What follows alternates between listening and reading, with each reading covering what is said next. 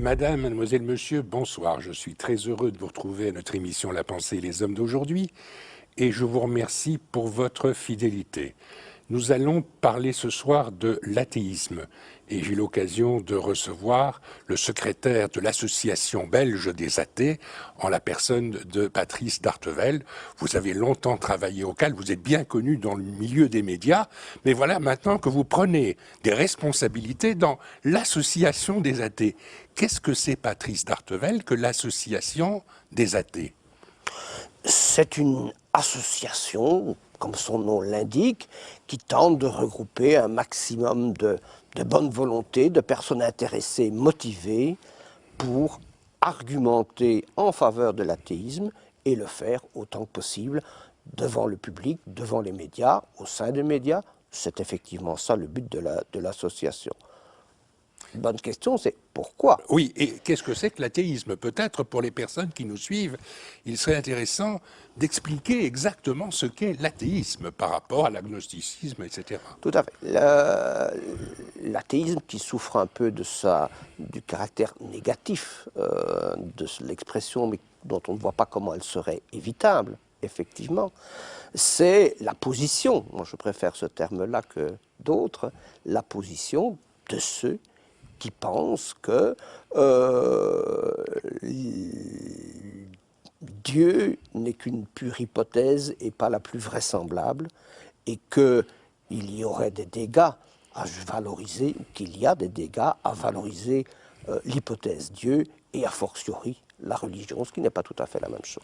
Et sur quoi se fondent les athées pour défendre cette position? Est-ce seulement sur la raison raisonnante ou bien y a-t-il d'autres moyens pour prétendre, pour dire non, Dieu est une illusion, Dieu n'existe pas?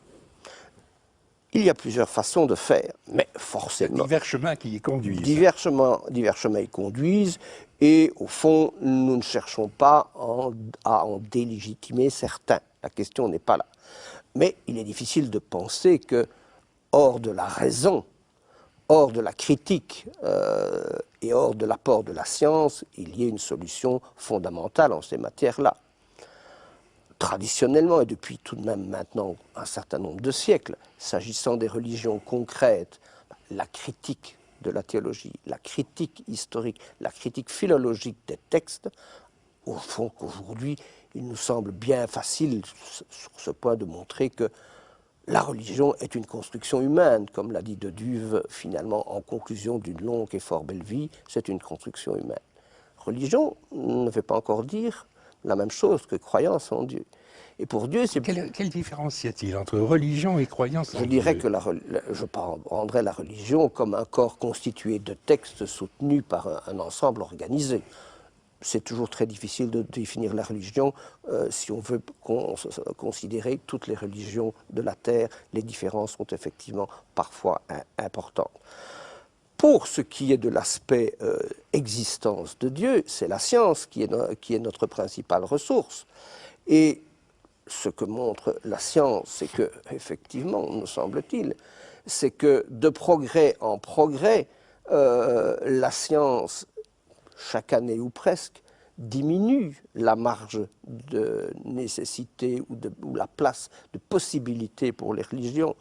Tout récemment, le prix Nobel de François Englert a attiré l'attention sur ces questions-là. Je ne crois pas que l'existence du boson prouve l'inexistence de Dieu, ce serait absurde, mais là encore, ça permet de comprendre des choses qu'on ne comprenait pas et qui laissaient une place à l'hypothèse Dieu. En un siècle ou deux, cette place s'est considérablement restreinte, et dès lors, je pense que cette hypothèse n'est pas nécessaire, effectivement, et elle est même assez peu vraisemblable. Quant à l'hypothèse d'un Dieu personnel, indépendamment des religions, on pourrait encore se situer dans cette mouvance-là. Oui. Là, les arguments anciens, tout de même, sont très pertinents. Comment expliquer la profonde injustice de la souffrance des enfants, de la souffrance inexplicable, parfois considérable? Comment expliquer si un Dieu avait veillé sur nous, surtout s'il serait lié au monde juif, comment comprendre la Shoah? Je pense que notamment la Shoah a été un épisode tout à fait important pour mettre en doute l'idée d'un Dieu personnel. Dieu, s'il s'occupe de nous, il faut bien avouer que, comme le disaient parfois certains penseurs de l'Antiquité, ça voudrait dire qu'il est méchant. C'est une hypothèse que recevait, mais que nos contemporains ne peuvent plus accepter. Alors pourquoi maintenant une association des athées? En quoi êtes-vous différent d'autres associations laïques? Je pense au Centre d'action laïque, au Rappel, à toutes sortes d'associations bien connues en Belgique et qui sont constituées par beaucoup d'athées ou par beaucoup d'agnostiques. Soyons clairs, nous ne sommes différents, en opposition avec aucun, avec rien et avec personne. Non, mais vous ajoutez un plus peut-être. Tout à fait. C'est peut-être ça votre ambition. Si nous avons fait d'associations nouvelles, c'est tout de même pour quelque chose. Bien sûr. Et donc, en France, en Belgique, effectivement, ce type de mouvement au sens vague du terme s'est cristallisé autour du terme laïcité.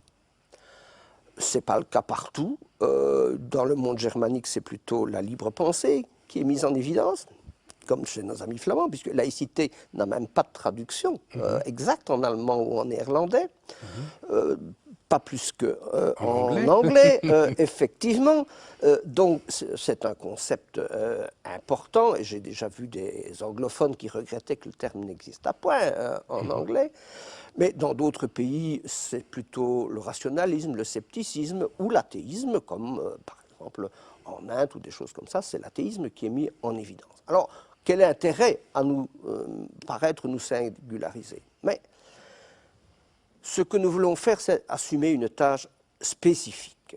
Nous pensons que le mouvement laïque en France comme en Belgique, c'est surtout centré, parce que le poids concret est souvent là, il s'est centré effectivement sur la séparation de l'Église et de l'État, la lutte contre l'emprise des Églises dominantes sur l'État, sur la législation, sur les pratiques. Et cette lutte, il l'amène fort bien, et ça ne sert à rien de les redoubler. Par contre, même s'il y a, comme vous le disiez, effectivement, ces mouvements sont composés essentiellement d'athées, il y a qu'effectivement, l'idée que, au fond, la société laïque, elle n'est pas réservée à des athées. Non, bien au contraire, je dirais pratiquement, le problème est d'en persuader, et en Europe de l'Ouest, on y est tout de même assez bien arrivé, que des croyants peuvent vivre, voire vivre mieux dans une société avec une séparation de l'Église et de l'État.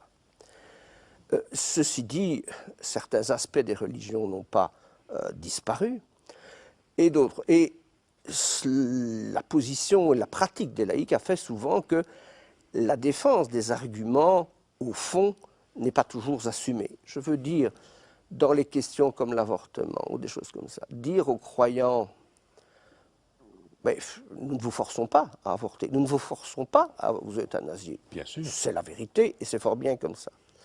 Mais il y a aussi intérêt à argumenter sur pourquoi, effectivement... La dimension philosophique de la chose. Pour la dimension philosophique. Pourquoi, effectivement, nous pensons que avorter est légitime. Pourquoi l'euthanasie est légitime? Ce n'est pas seulement le respect du droit de chacun, c'est aussi quelque chose de plus fondamental, qui peut être parfois plus fondamental ou plus philosophique. Ce sont ces raisons-là qui nous poussent, et c'est ça que nous voulons mettre en évidence, et pas nous livrer à des débats que d'autres font mieux que nous sur la question de la séparation de l'Église et de l'État, même si, par définition, nous y sommes favorables.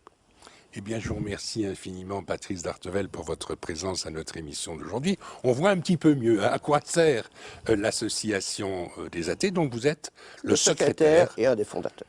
Eh bien, merci pour votre présence à notre émission. Merci à vous. Madame, mademoiselle, monsieur, merci beaucoup pour votre attention. À bientôt et bonne nuit.